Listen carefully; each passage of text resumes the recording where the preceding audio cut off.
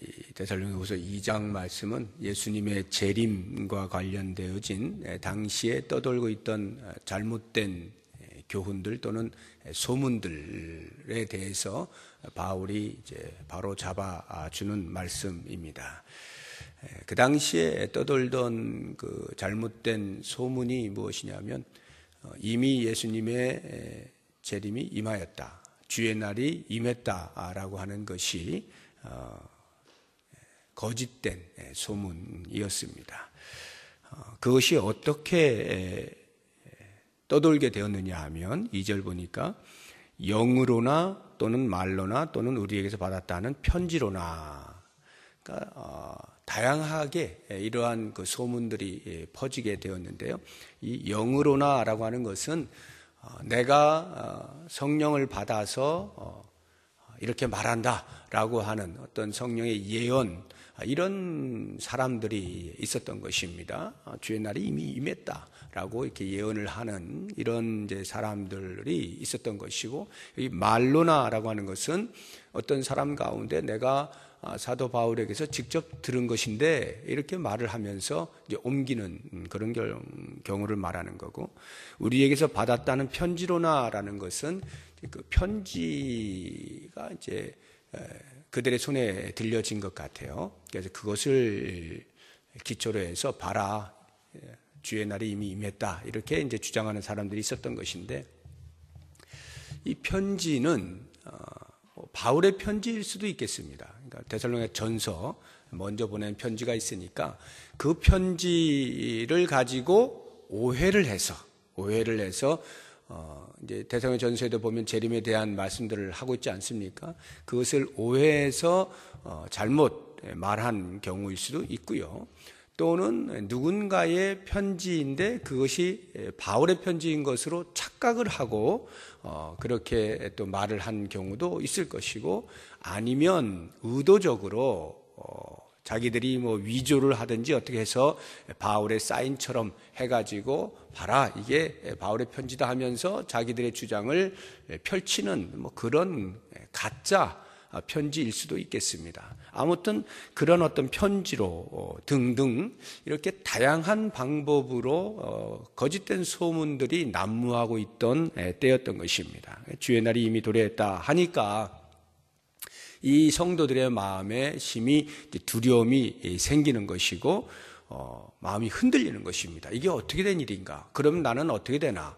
등등 여러 가지 복잡한 생각들을 하게 되면서 믿음에서 이렇게 흔들리는 그런 상황을 이제 바울이 포착을 하고 그들에게 이제 권면하는 그런 말씀들인 것입니다. 그래서 3절을 보면 누가 어떻게 하여도 너희가 미혹되지 말았으면 좋겠다라는 것입니다.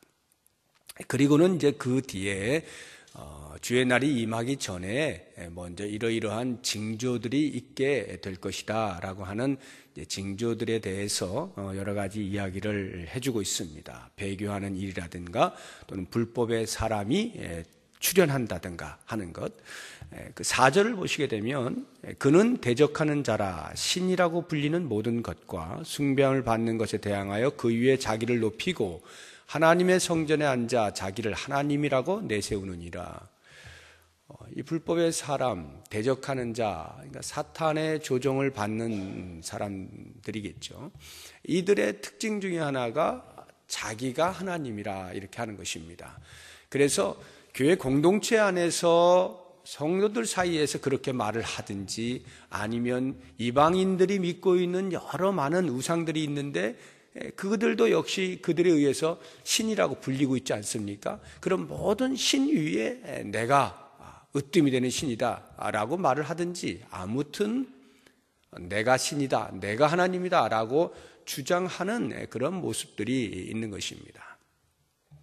오늘날로 하자고 하면 이단들의 교주 정도 되겠죠. 내가 재림 예수다.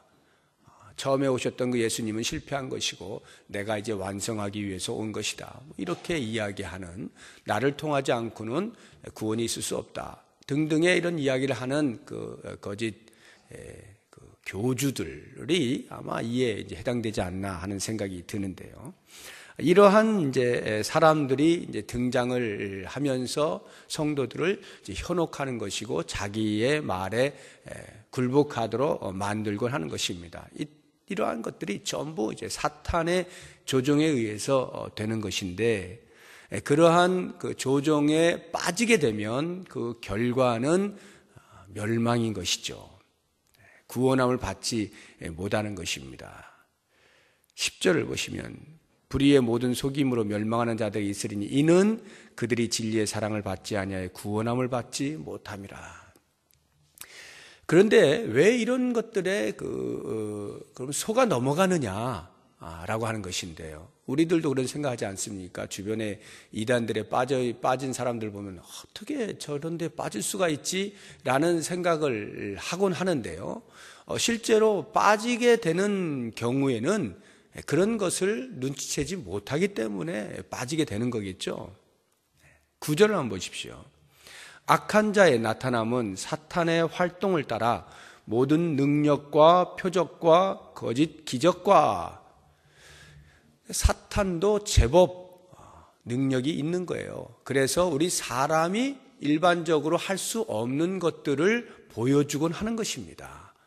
그러니까 이단들에게 빠지면요, 우리가 볼 때는 어떻게 저렇게 허황된 데 빠지나 하지만 그들 속에 들어가 보면 거기에도 나름 능력이 있고요, 표적이 있고 기적들이 있어 보이는 것입니다. 그렇기 때문에 사람으로서 할 수 없는, 내가 못하는 것을 하고 있는 것에 대한 경외심이 생기는 거죠. 동경이 있는 겁니다. 그러면서 한 발 한 발 들어가다가 깊이 빠져버리게 되는 것이거든요. 그러니까 사탄이 하는, 이 사탄의 영이 움직이는 것도 나름대로 우리가 볼 때 식별이 어려울 만큼의 어떤 유사한 능력들을 적지 않게 행하고 있는 거예요. 오늘날에도 역시 마찬가지입니다. 그런 일들이 버젓이 있어요. 그러니까 그런 나타나는 현상들을 보면 어디가 진짜인지 잘 구별할 수 없을 정도로 혼란스러울 수가 있습니다. 그 현상들을 쫓아가면 바른 진리로 가고 있는 것인지 아니면 이단의 잘못된 교리로 빠져나가는 것인지를 잘 알 수가 없게 되는 것이죠. 이와 같은 때에 사도 바울이 데살로니가 교회 성도들에게 권면하는 것이 15절을 보시면, 그러므로 형제들아 굳건하게 서서 말로나 우리의 편지로 가르침을 받은 전통을 지키라. 굳건하게 서는 겁니다. 앞에서는 흔들리지 말라라고 했잖아요. 흔들리고 있는 것이죠. 두려워하는 것이고, 이게 어떻게 된 것인가, 무엇이 맞는 것인가, 그럼 나는 어떻게 해야 되나, 내 미래는 어떻게 되는 거지 등등 많은 복잡한 생각들을 하는데, 바울이 이야기합니다. 내가 이미 너희들에게 건네준 말들이 있지 않느냐. 그러므로 너희는 굳건하게 서라 하고는 말로나 우리의 편지로 가르침을 받은 전통을 지키라는 것인데요. 이 전통, 교회에 전통이 있습니다. 전통이라고 하는 것은요, 두 가지로 나누어서 생각할 수 있는데, 좋은 전통이 있고 나쁜 전통이 있어요. 나쁜 전통은 사람이 만든 종교적 행위들이 나쁜 전통입니다. 사람이 인위적으로 만든 것, 어떤 종교적 행위를 위하여서 사람이 만들어내는 것, 이것이 나쁜 전통입니다. 그것을 계속 지키게 하는 이러한 것은 나쁜 전통이에요. 좋은 전통은 뭐냐?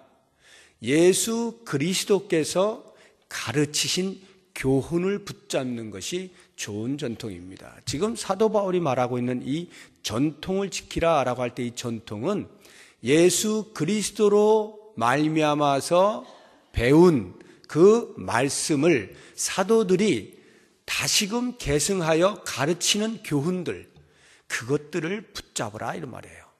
자기 자신도 역시 그리스도에게서 들은 말씀을, 또는 사도들이 전해준 그 말씀, 그리스도로부터 받은 그 말씀을 붙잡고 너희들에게 이야기하고 있는 것이다. 그 전통이 지금 흘러가고 있는 것이다.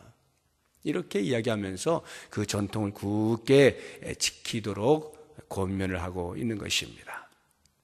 그렇습니다. 교회가 교회되는 것은 다른 그 어떤 것이 아니라 하나님의 말씀이 무엇이냐를 정확하게 보고 그 말씀에 순종하는 거예요. 내 생각이 들어가는 것이 아닙니다. 내 경험이나 내 지식이 들어가는 것이 아니고 하나님이 무엇을 말씀하시는가에 따라서 지금 내가 그 말씀대로 하지 않으면 그것을 고쳐내는 것이 교회의 개혁입니다. 내가 언제 어디에서 무엇을 어떻게 배우고 어떻게 내가 익숙하게 해왔다 할지라도 하나님의 말씀을 정확하게 보고 그 말씀을 따라서 전통을 잘 지켜내면 그 교회가 건강한 교회가 될 수 있는 것이죠. 이런 재림에 관련되어져서 얼마나 많은 잘못된 가르침들이 오늘날 난무하고 있는지 모릅니다. 그러한 때에 과연 하나님의 말씀을 우리가 붙잡으면서 가고 있느냐라고 하는 부분을 다시 한번 점검하면서 우리 교회가 이 말씀에 굳게 서서 건강한 교회로 나갈 수 있길 바라고요. 이제 마지막으로 17절을 보시게 되면 16절부터 한번 보시죠. 우리 주 예수 그리스도와 우리를 사랑하시고 영원한 위로와 좋은 소망을 은혜로 주신 하나님 우리 아버지께서 너희 마음을 위로하시고 모든 선한 일과 말에 굳건하게 하시기를 원하노라. 바울의 기도죠. 데살로니가 교회의 성도들을 생각하면서 기도하는 것이고 또 자신의 바람을 전달하고 있는 것입니다. 하나님 아버지께서 너희 마음을 위로하시고 모든 선한 일과 말에 굳건하게 하시기를 원한다. 우리의 모든 신앙의 근간은 하나님으로부터 말미암습니다. 그래서 때로 여러 가지 혼란스러운 일이 있거나 믿음이 흔들릴 만한 일이 있거나 할지라도 하나님께서 우리를 붙들어 주시고 우리를 위로하시고 우리를 격려하시고 우리를 세워주시는 그 일들로 인하여서 계속 다시 일어서서 걸어갈 수가 있는 거죠. 이러한 하나님의 위로하심과 세워주심에 대한 기도가 우리 성도들 사이에 서로에게 있어야 하고요. 한 걸음 더 나아가서 이런 하나님의 하시는 일을 우리도 본받고 우리의 서로의 성도들을 향해서 위로하는 말을 건네고 격려하는 말을 건네고 서로 세워주는 말들을 건네면서 건강한 공동체로 계속 만들어 나아가는 것이 우리가 해야 할 일이다 하는 것입니다. 오늘 이 데살로니가후서 2장의 말씀을 통해서 점점 종말이 그리스도의 그 다시 오심이 임박하고 있는 여러 많은 징조들을 우리가 직면하고 있는 이때에 무엇보다도 하나님의 말씀에 굳게 서서 흔들리지 아니하고 서로 주의 위로하심을 위하여 기도하는 것뿐만 아니라 피차에 위로하고 권면하고 세워주는 일들을 통해서 어떠한 이단의 유혹이나 잘못된 가르침에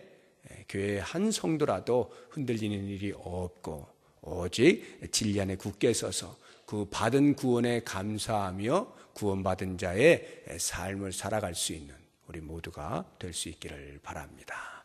기도하겠습니다.